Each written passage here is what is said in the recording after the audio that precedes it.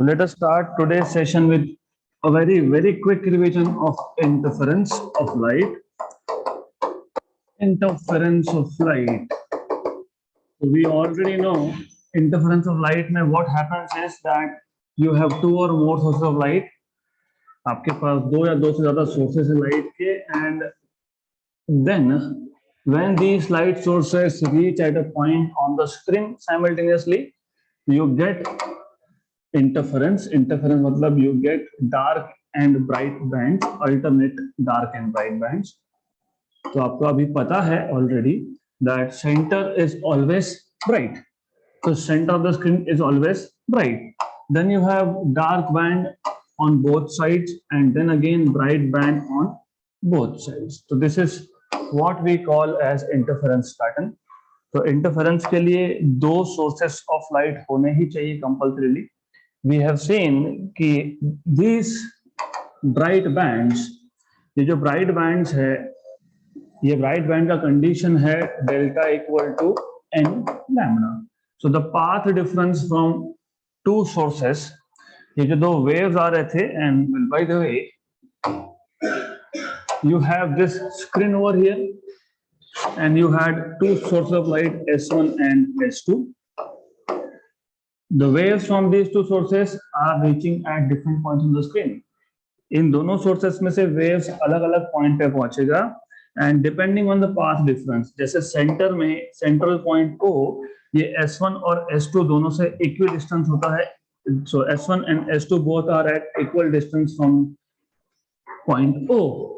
तो इसका मतलब S1 से और S2 से जो waves है, they travel equal path, same path, so path difference is 0.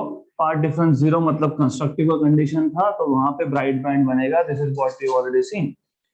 Okay, then ये जो dark bands बने हैं यहाँ पे, this dark bands that you see here, this dark bands basically for them to destructive interference बनने के लिए, for dark bands to be formed, the waves should have path difference of 2m minus 1 lambda by 2. n यहाँ पे start होता है 0 से, तो n is whole number and m starts from 1. m is positive integer. We will see, as I told you, कि m की value plus minus 1 plus minus 2 plus minus 3 ऐसा लेंगे हम बाद में.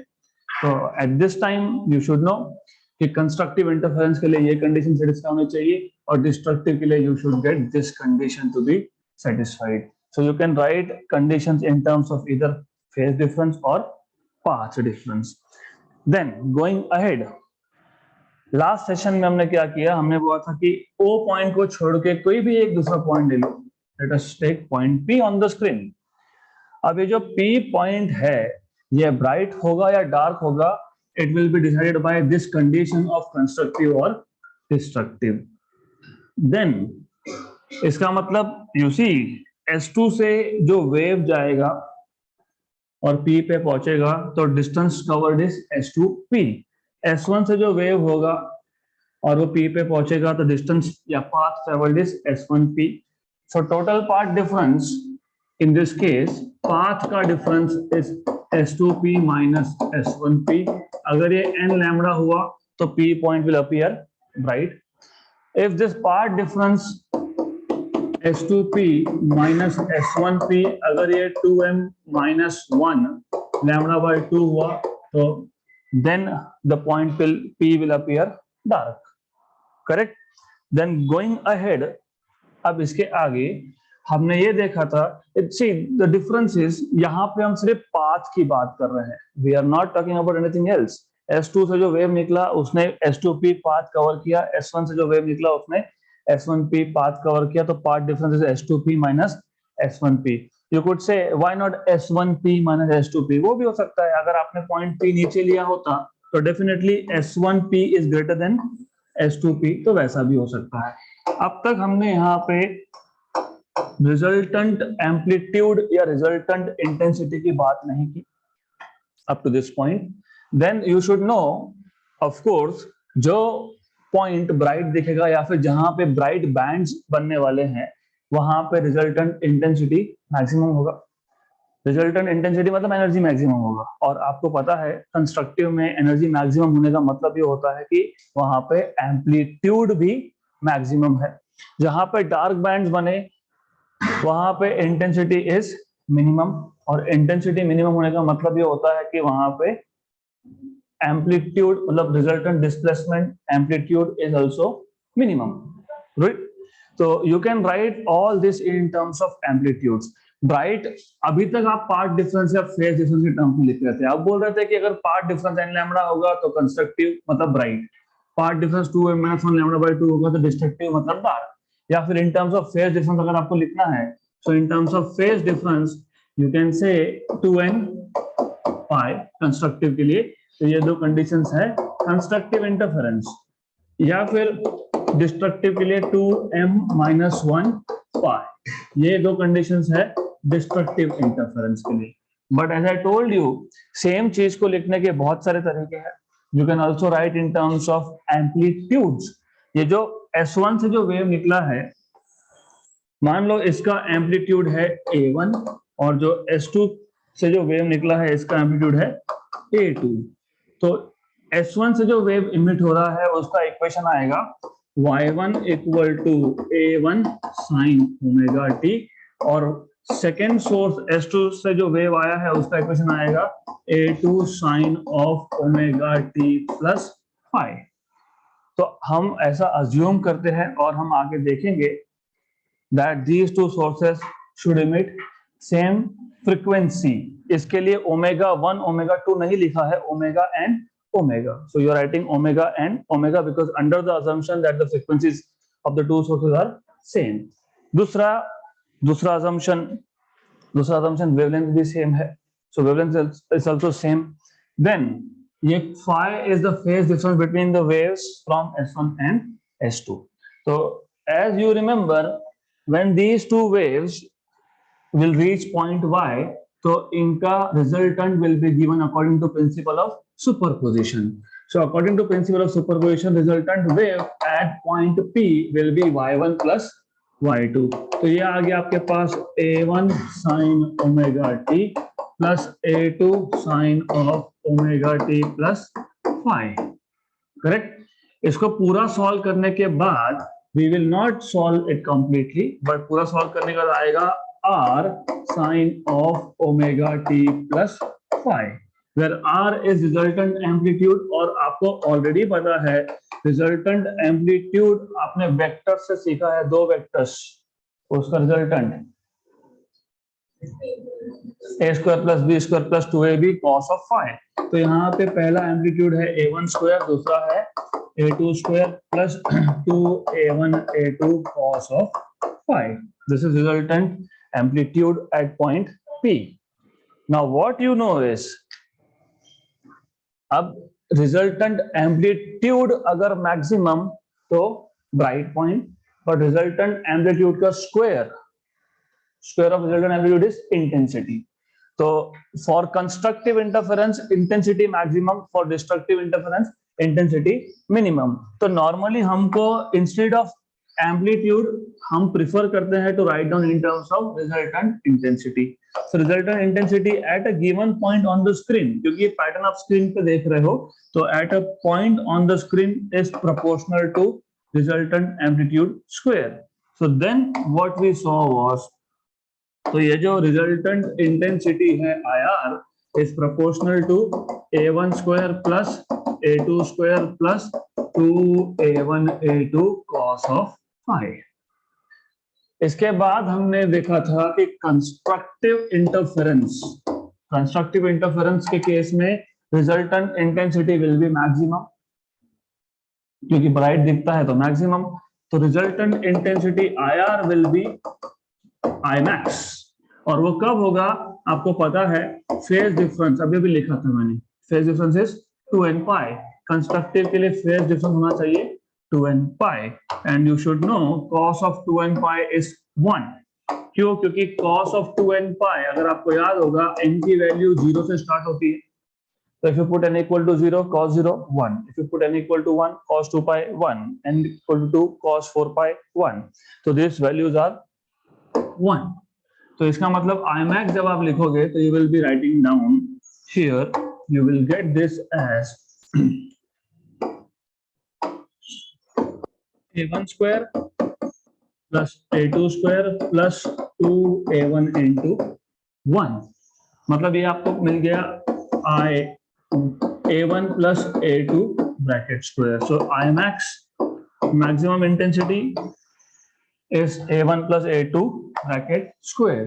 Similarly जो डार्क पॉइंट्स है मतलब डार्क बैंड्स है वहां पे डिस्ट्रक्टिव इंटरफेरेंस होगा एंड डिस्ट्रक्टिव इंटरफेरेंस के केस में you should know that phase difference आपको पता ही है. Phase difference for destructive interference is 2m-1 पाई. तो इसका मतलब m की वैल्यू 1 डालोगे तो पाई, 2 डालोगे तो 3 पाई, 5 पाई, 7 पाई, 9 पाई.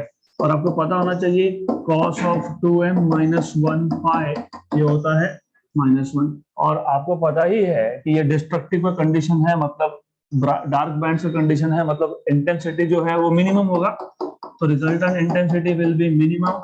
That is what you can right is a1 square plus a2 square plus 2a2 cos of phi is -1. तो ये -2a1 a2 आया था हमारा. And ultimately this is what you write a1 plus a2, sorry, a1 minus a2 bracket square. So resultant intensity when you have destructive interference is a1 minus a2 का bracket square. Then we compared, compare करना मतलब ratio लेना. Then we took ratio of Imax by Imean. So ratio of Imax by Imean, Imax by Imean, if you remember, it is a1 plus a2 bracket square upon a1 minus a2 bracket square. This is equal to a1 plus a2 upon a1 minus a2 whole square. इसमें से हमने a2 निकाल लिया था common, तो a1 by a2 plus 1 upon a2, a1 by a2 minus 1 bracket square, cancel and cancel. इसको हमने बोला था R, रेशियो ऑफ एम्पलीट्यूड. तो R plus 1 upon R minus 1 bracket square. So you can write down ratio of maximum to minimum intensity also in terms of ratio of amplitudes. So up to this point we have already covered. तो इतना तो हमने किया ही है. Then next point, next topic is to write down. देखो, the idea is यहाँ पे जो आपने मैक्सिमम या मिनिमम या resultant intensity, if you can see resultant intensity कहाँ पे किसी भी पॉइंट पे ऑन द स्क्रीन हमने लिखा इन terms of amplitudes. Which amplitudes? Amplitudes of the individual sources. क्योंकि A1 क्या था? A1 था जो S1 से वेव आ रहा है उसका एम्पलीट्यूड, और A2 क्या था? ये जो S2 से वेव आ रहा है उसका एम्पलीट्यूड. तो you can either right in terms of amplitudes, or you can also write down resultant intensity in terms of intensities of the individual sources. So what I am saying is, let me first put a top title here. So resultant intensity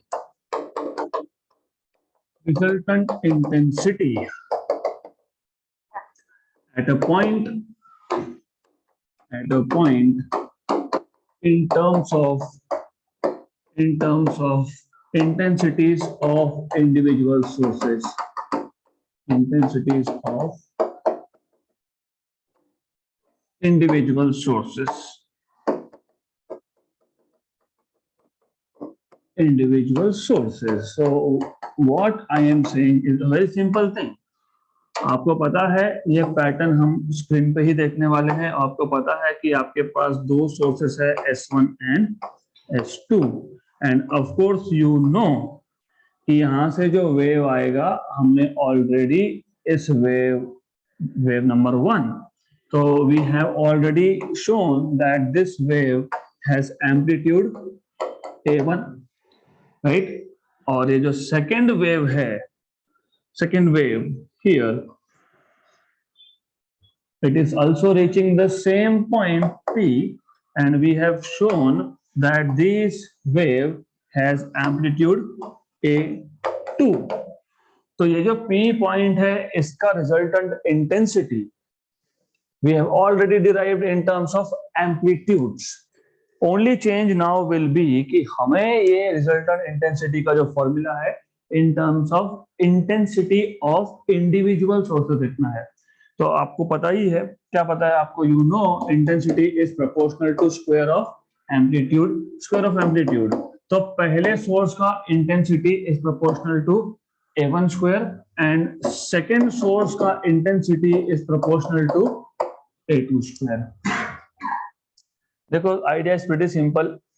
जहां पे भी constructive होगा मतलब brightest है वो, और brightest है तो you can right it in terms of many things. Like for example आप रिजल्टेंट इंटेंसिटी लिख सकते हो इन terms of amplitudes.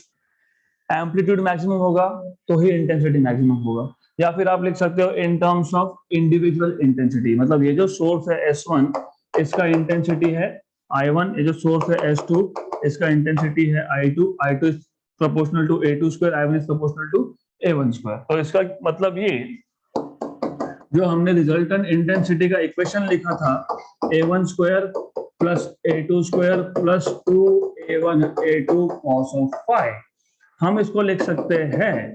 I can write what is A1 square, that is I1, plus A2 square is I2 plus 2.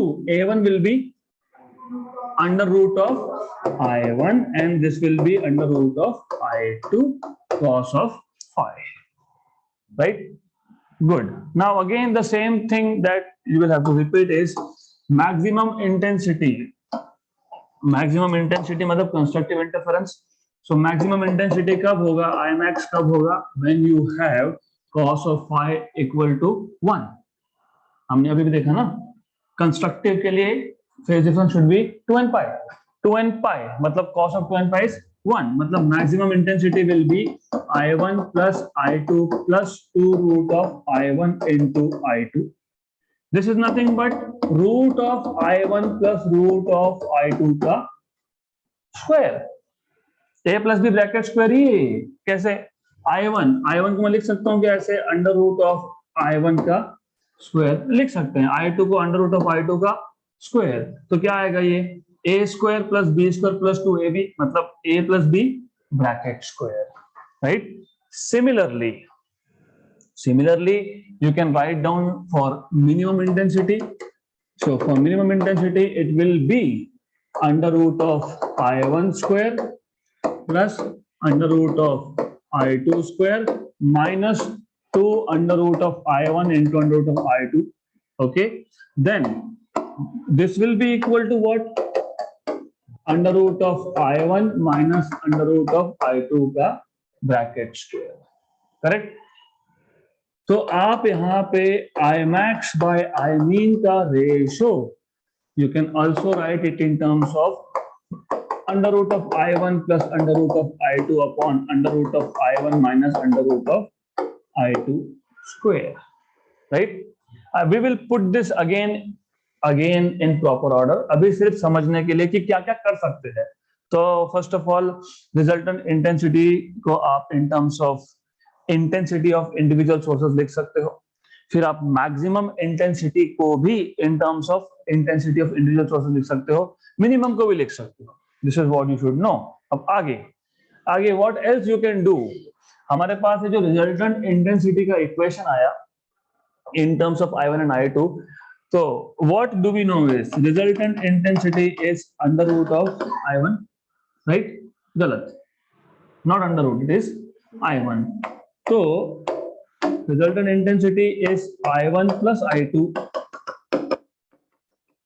plus 2I1 I2 cos of phi. Now अगर constructive interference होगा तो constructive interference में what is the value of cos phi? 1. Good. इससे पहले I'll put up a condition here. If A1 equal to A2, A1 equal to A2 मतलब ये जो दोनों सोर्सेस है दोनों का एम्पलीट्यूड सेम है.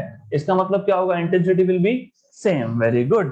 So if I1 equal to I2, A1 equal to A2 means I1 equal to I2 equal to I. right? So in this case, resultant intensity you will get is IR आपको मिलने वाला है I1 is I, I2 is I, okay. तो ये आ जाएगा आपके पास I plus I plus 2 root I, क्योंकि I1 was I और यहाँ पे ये रूट था, if you remember it was root, both का रूट, तो दोनों का रूट था, आपको दोनों का लिखना है, एक साथ लिखना है चलेगा, ऐसा भी लिख सकते हो, मल्टीप्लाई भी कर सकते हो, डजंट मैटर. तो this is root I1 is I, root I2 is also I, cos of phi.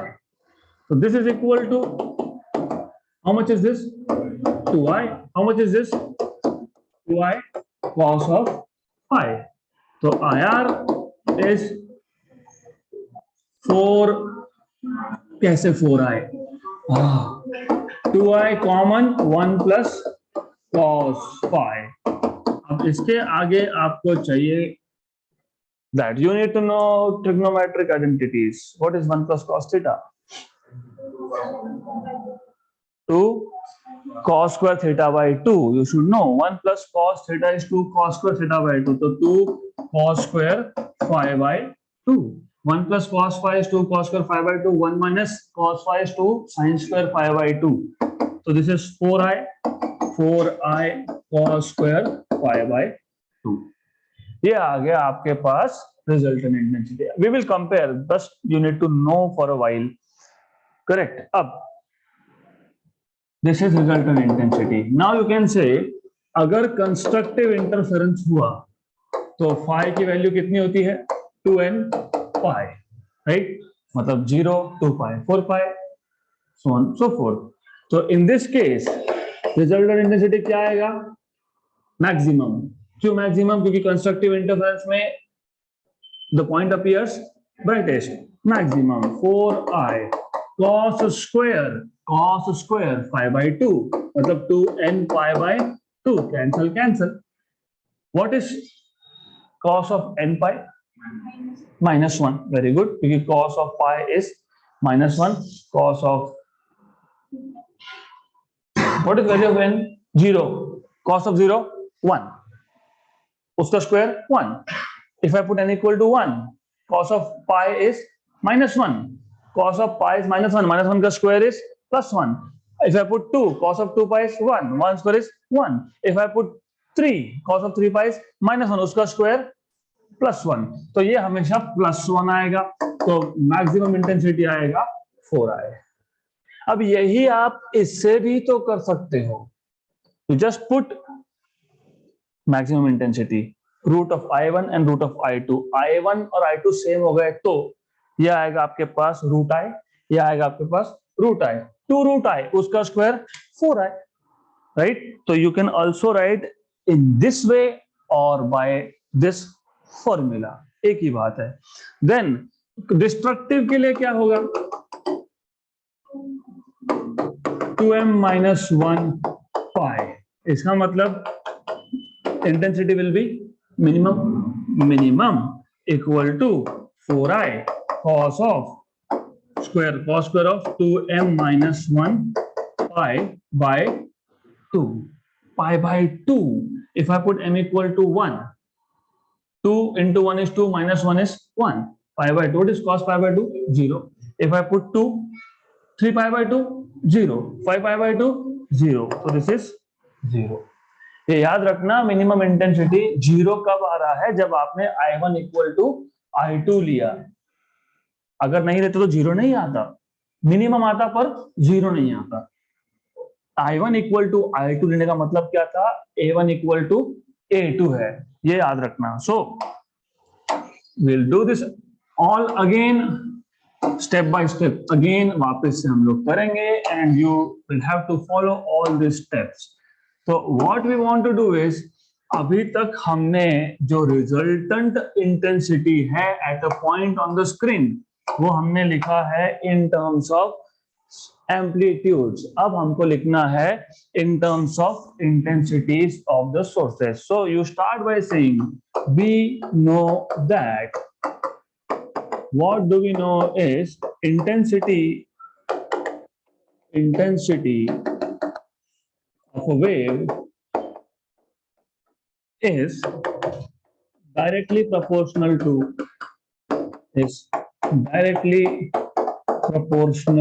to square of the amplitude,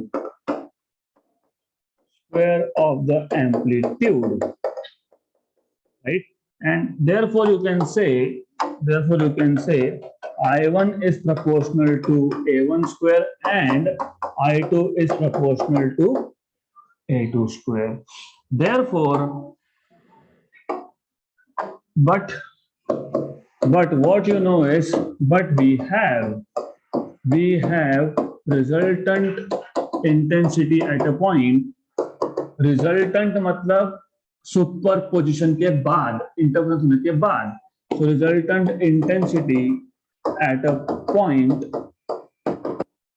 S. तो रिजल्टेंट इंटेंसिटी का आपके पास इक्वेशन था a1 square plus a2 square plus 2a1 a2 cos of phi. Therefore resultant intensity IR can be written as a1 square की जगह पे आप लिखोगे I1 और यहाँ लिखोगे I2 और यहाँ लिखोगे 2 root of I1 root of I2 cos of phi. याद रखना वहां पे स्क्वायर रूट आएगा. क्यों? क्योंकि I1 is proportional to A1 square, तो A1 will be root of I1. Clear यहां तक? Do not get confused over here. Clear cut लिखा है I1 is proportional to A1 square, मतलब root of I1 is proportional to A1. तो जहां जहां A1 है वहां पे रूट आएगा, जहां A1 स्क्वायर है वहां पे सिर्फ I1 आएगा. तो this is what you need to know. अगर यहां तक क्लियर है तो अब you can also talk about constructive and destructive directly या फिर in terms of I1 and I2. तो हम क्या करेंगे, हम बोलेंगे if, इसको इक्वेशन नंबर 1 बोल देते हैं, बाद में काम में आएगा हमारे. So we'll say if A1 is equal to A2, then you will have I1 equal to I2 equal to I. Therefore, resultant intensity IR is equal to I plus 2 root I cos of phi. So this is equal to 2I, 2 root I is I cos of phi. So this is equal to 2I common, 1 plus cos of phi, right? So this is equal to 2 cos square phi by 2. phi by 2 लिखना मत भूलना, और phi by 2 है, ये total by 2 नहीं है, angle by 2 है. अगर टोटल cos square by 2 लिख दिया तो गए काम से. It is cos square angle by 2, तो एंगल था phi, तो phi by 2. तो ये हमने क्यों लिखा? Since you should no 1 plus cos of angle is 2 cos square angle by 2. That is why. So therefore, resultant intensity IR is equal to 4I cos square phase difference by 2. So this is the equation of resultant intensity at any point in terms of phase difference phi. So equation 2 gives resultant intensity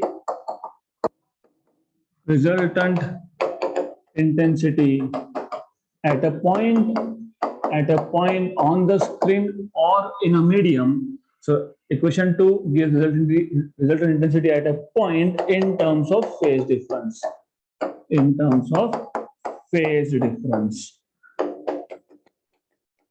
अब course वापस से जैसे हमने पहले किया था, हम constructive के लिए अलग से लिख लेंगे और डिस्ट्रक्टिव के लिए अलग से.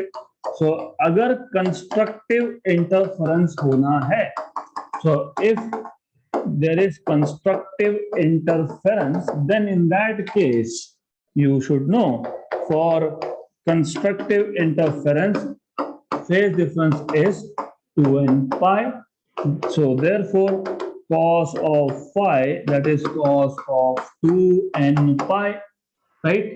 यहाँ पे गलती कर दोगे, याद रखना, क्योंकि अगर ऐसा निकाल लिया तो यहाँ पे by 2 है, तो better is just write down phi here and then say कि resultant intensity will be maximum, क्योंकि you see this thing happens keeps, अभी हम उसी मोड में है ना हमेशा, ये इक्वेशन दिमाग से जाता ही नहीं, या फिर ये where here, तो रिजल्टेंट इंटेंसिटी हमने एक नया इक्वेशन बनाया by assuming I1 equal to I2 equal to I, और उसको हमने ट्रिग्नोमेट्रिक आइडेंटिटी के थ्रू सिंप्लीफाई कर लिया, which is 4I cos square phi by 2. अब कंस्ट्रक्टिव बोला और phi 2n pi लिख के डायरेक्टली cos 2n pi की वैल्यू निकाल दो, कितनी आएगी 1. What will be cos of 2n pi 1, right. Constructive के लिए ओके फाइन, कंस्ट्रक्टिव के लिए कोई प्रॉब्लम नहीं आएगा, लेकिन डिस्ट्रक्टिव के लिए you will and up in a mess. तो एक काम करो, आपको पता है कि रिजल्टेंट इंटेंसिटी जो है वो मैक्सिमम होगा. क्यों मैक्सिमम होगा? Because we are talking about constructive. And take this value and put it in equation number 2. So Imax equal to 4I cos square, अब यहां डालो 2n pi upon 2, cancel and cancel. Then you have to explain कि cos of n pi की वैल्यू क्या आती है, but cos of n pi is equal to plus minus 1. So as I told you, n equal to 0 cos 0 cos 0 1, n equal to 1 pi cos pi minus 1, n equal to 2 cos 2 pi 1, n equal to 3 minus 1, so plus minus 1. Therefore you can say cos square n pi is plus minus 1 का square, this is always 1, and that is why you get maximum intensity equal to 4 times of I. Good, क्योंकि वो cos square की value बन गई यहाँ पे 1. Then for destructive interference,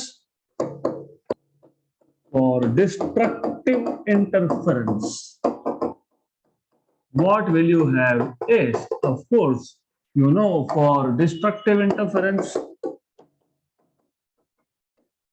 phi is 2m minus 1 pi, and also you know intensity will be minimum, so you will write down this as 4I cos square 2m minus 1 pi by 2. अब अलग से निकाल लो यहाँ पे cos of 2m minus 1 pi, but cos of 2m minus 1 pi by 2 कितना आएगा 0. m की value 1 डालोगे तो pi by 2, 2 डालोगे तो 3 pi by 2, 5 pi by 2, it is always 0. Therefore cos square 2m minus 1 pi by 2 is also 0. And of course, therefore minimum intensity at a point is 0. This is what you have. So you have maximum intensity as 4I and minimum intensity as 0 under the condition. क्या condition? I1 equal to I2. Very good. This is really important. जब हम conditions for steady interference pattern देखेंगे. Steady interference pattern मतलब ये जो interference pattern है ये with time ऐसा ही रहेगा. यहाँ पे ब्राइट और डार्क बैंड्स वेल सेपरेटेड होंगे. ओके, कॉन्ट्रास्ट रेशियो हाई होगा. तो we will see that later. Now also from equation number 1, यहाँ पे अगर आपको याद होगा हमने एक इक्वेशन नंबर 1 लिया है. This equation number 1 you can also right down in terms of I1 plus I2 bracket square. वो कैसे, तो देख लेते हैं. तो अब आप बोलोगे ratio of maximum to minimum intensity. Remember again, ratio of maximum to minimum intensity जब निकालोगे तो under the assumption I1 equal to I2 नहीं, क्योंकि the moment you say ratio of minimum maximum to minimum intensity और आपने बोल दिया I1 equal to I2, क्या हुआ? Imax is 4I, right? Imin is 0. Imax upon Imin is 4I upon 0, infinity, right? तो जब आप रेशियोज को कंपेयर करते हो, मैक्सिमम टू मिनिमम को कंपेयर करते हो, रेशियो लेते हो मतलब, तो उस केस में I1 equal to I2 assumption नहीं है. Okay, so you need to know this. Amplitudes are not the same there. So ratio of maximum to minimum intensity, ratio of maximum to minimum intensity. And of course, what I am assuming is, या आपको Imax Imean का in terms of amplitude पता है, तो दो तरीके हैं अब. Number one, you can say from equation number 1 हमारे पास resultant intensity था I1 plus I2 plus 2 root I1 root I2 cos of phi. For intensity to be maximum,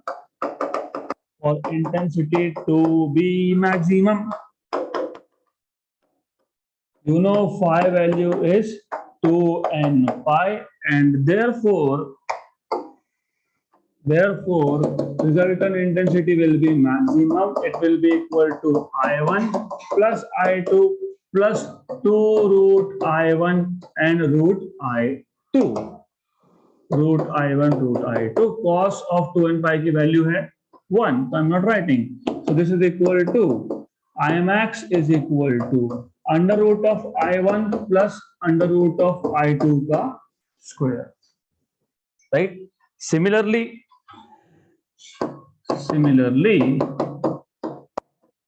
for minimum intensity,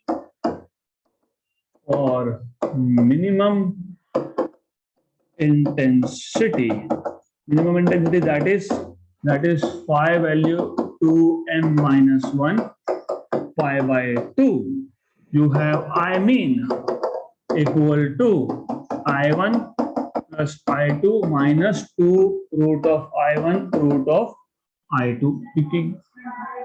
हाँ, पाई था, पाई by 2 नहीं था, ओके, पाई था, good. तो ये आएगा पाई. तो this is equal to under root of I1 minus under root of I2 का स्क्वायर. गुड. तो देन जब आप रेशो लोगे, simple, Imax by Imean will be simply under root of I1 plus under root of I2 upon under root of I1 minus under root of I2 का square. Done. Right? बहुत सारे तरीके होते हैं. As I am telling you, जरूरी नहीं है ऐसा करना है. No issue. अगर आपको लगता है कि मुझे ऐसा नहीं याद रखना, तो मत याद रखो. आपको और एक चीज पता है. Do you remember Imax by Imean was A1 plus A2 upon A1 minus A2 bracket square. But you know I1 is proportional to A1 square. Therefore A1 is proportional to root of I1. हाँ, तो A1 की जगह पे root I1, A2 की जगह पे root I2. तो root I1 plus root I2 upon root I1 minus root I2 का square. ऐसे भी हो सकता है. Up to you. So we will not go into this thing now. So pretty simple. Is this clear? Right? तो what I expect is कि interference, क्योंकि engineering के फर्स्ट ईयर में भी लगने वाला है, और if you are going for engineering तो अभी कंप्लीट कर लो. It's better thing for you to do. और बहुत easy और interesting topic है. There's nothing very basic thing. दो waves है, दो waves का constructive interference कब होगा? When they are in phase. In phase मतलब crest of one overlaps with crest of another. ये कब होता है? जब part difference n lambda या phase difference 2n pi. और डिस्ट्रक्टिव मतलब you see minimum light, minimum intensity, dark bands या फिर फेंट बैंड्स. तो वो कब होता है? जब path difference is 2m minus 1 lambda by 2, lambda by 2, 3 lambda by 2, 5 lambda by 2, और phase difference is 2m minus 1 pi. Good. Then you can write down, क्योंकि कंस्ट्रक्टिव मतलब ब्राइट, डिस्ट्रक्टिव मतलब डार्क. तो इसका मतलब जहां पे ब्राइट है एम्पलीट्यूड मैक्सिमम होगा, जहां पे डार्क है इंटेंसिटी एम्पलीट्यूड या इंटेंसिटी मिनिमम होगा. तो resultant intensity can be written in terms of amplitude और इंटेंसिटी इटसेल्फ. अगर इन टर्म्स ऑफ आप एम्पलीट्यूड लिख रहे हो तो resultant intensity at a point on the screen और in the medium is A1 square plus A2 square plus 2A1 A2 cos of phi. In terms of intensity, it is I1 plus I2 plus 2 root I1 I2 cos of phi. So this is what you need to know. Ab, let us talk about conditions for steady interference pattern. As I told you, steady interference मतलब basically the pattern should be steady with time. It should be well defined. It should have high contrast. ये जो bright band, dark band बन रहे हैं, imagine आपके पास bright और dark band बने और उसमें ये ब्राइट बैंड बहुत ही थिन है, थोड़ा सा थिक कर देता हूं, let's say it is something like this. फिर ऐसा है, right? So it is very hard for you to observe. इसका मतलब ये जो ब्राइट और डार्क बैंड है, first of all they should be widely separated. दो bright band should be widely separated, और ऑफ कोर्स ये जो ब्राइट या डार्क बैंड का विड्थ है, it should be good enough. नहीं तो एकदम कम विड्थ आ गया एंड यू सी नथिंग, ऐसा आ गया तो आपको कुछ दिखेगा ही नहीं। They are very close to each other. तो ये सब कब होता है, अंडर व्हाट कंडीशंस? तो you should know different conditions for steady interference pattern. सबसे पहला कंडीशन, ये जो दो सोर्सेस थे, two sources of light, they should be coherent. What do you mean by coherent sources? What is the meaning of coherent sources? Coherent, सुना है ये word, सुना है कभी coherent? No? Okay, तो बहुत easy है। The two sources of light are said to be coherent if they are emitting waves of same amplitude, equal frequency। मतलब ऐसा बोल सकते हो, amplitude को साइड में रखो, you should say the two sources of light are said to be coherent if they are emitting light waves of same frequency, मतलब same wavelength, and they have constant phase difference or zero phase difference।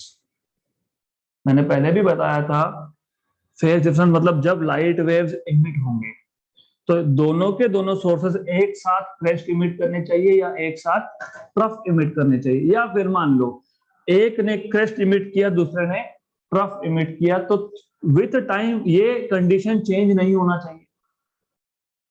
10 minute बाद, 15 minute बाद, 1 घंटे के बाद, 1 दिन के बाद, still you should have the same condition. या तो दोनों एक साथ अपना क्रेस्ट इमिट कर रहे हैं, मतलब दोनों में फेज डिफरेंस नहीं है, अगर है तो वो कांस्टेंट है। स्क्रीन पे आने के बाद आप ऐसा नहीं बोल सकते कि फेज डिफरेंस कांस्टेंट है। पॉइंट पे डिपेंड करेगा, पाथ पे डिपेंड करेगा कि फेज डिफरेंस कितना है।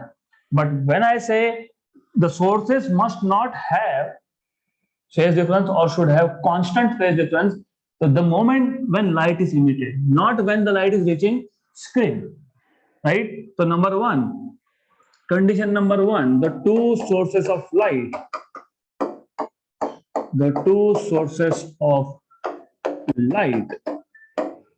must be coherent,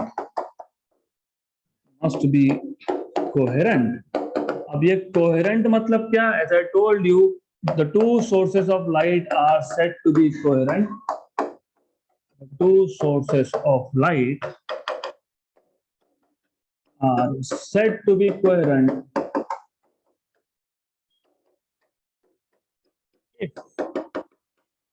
if they emit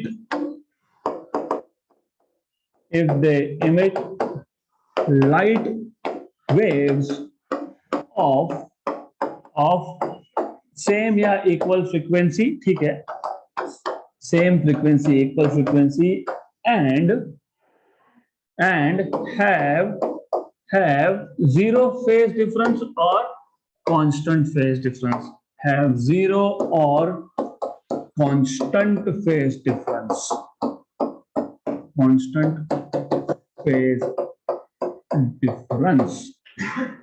correct. अब ये होने के लिए उसी प्रॉब्लम क्या है, पहले प्रॉब्लम समझो तो सॉल्यूशन अपने आप समझेगा। तो व्हाट यू वांट इज दो sources they should be emitting same frequency, मतलब same wavelength. In short same wavelength मतलब मोनोक्रोमैटिक लाइट, वो अगला आएगा, second point will be that only, and the phase difference should be constant.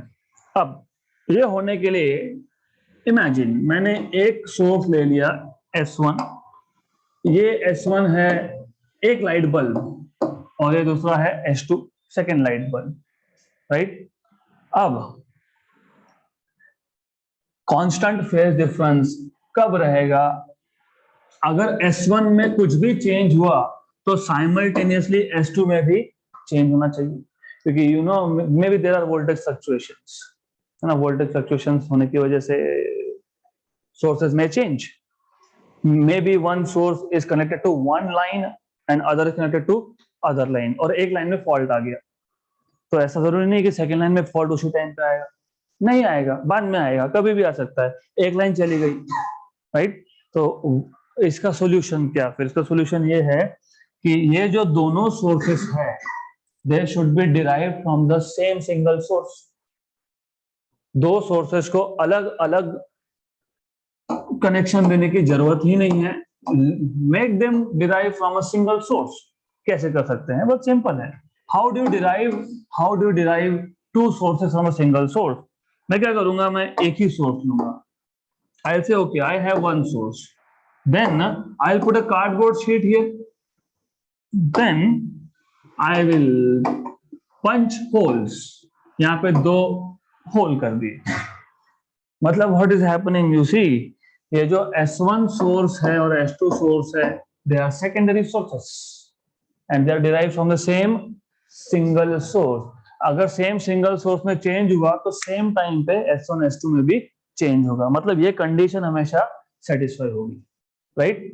तो instead of using to sources, use a single source and derive these two sources from that single source. So for the sources to be coherent, okay, the two sources must be derived from same single source, so that any change in the original source will produce simultaneously changes in both the secondary sources.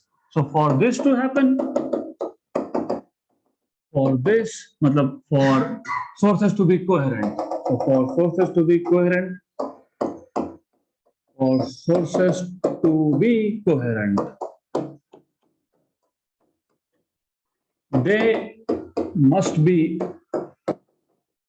derived from a single source,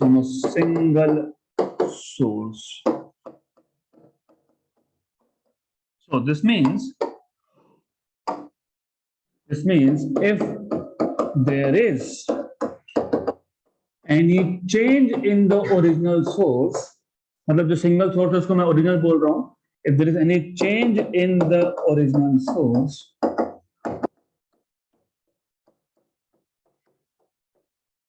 the same change will be produced simultaneously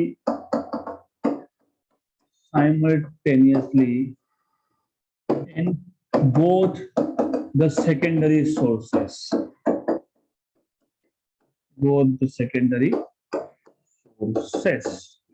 तो ये है condition number 1 to have a steady interference pattern.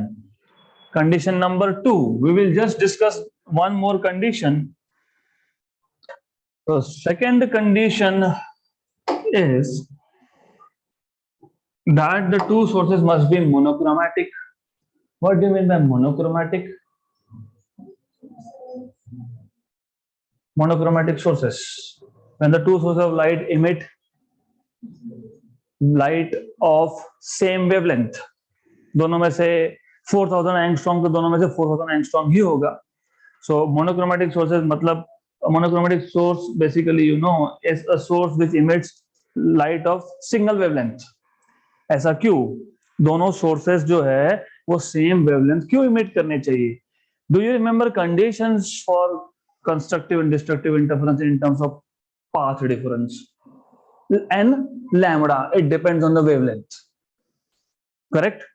तो ये जो constructive या destructive interference के conditions है ये डिपेंड करते हैं वेवलेंथ पे। मान लो हमारे पास जो दो सोर्सेस है अगर ये पॉलीक्रोमैटिक होते, पॉली मतलब emitting more than one wavelength, for example white light is polychromatic, क्या होता ये होता कि P पॉइंट पे एक वेवलेंथ ने, एग्जांपल ग्रीन कलर के वेवलेंथ ने कंस्ट्रक्टिव का कंडीशन सेटिस्फाई किया और रेड कलर की लाइट ने डिस्ट्रक्टिव किया, मतलब एक ही पॉइंट पे you have constructive and destructive. So for this not to happen, the two sources must be monochromatic. So we will discuss this in detail in the next session. So that's it for today.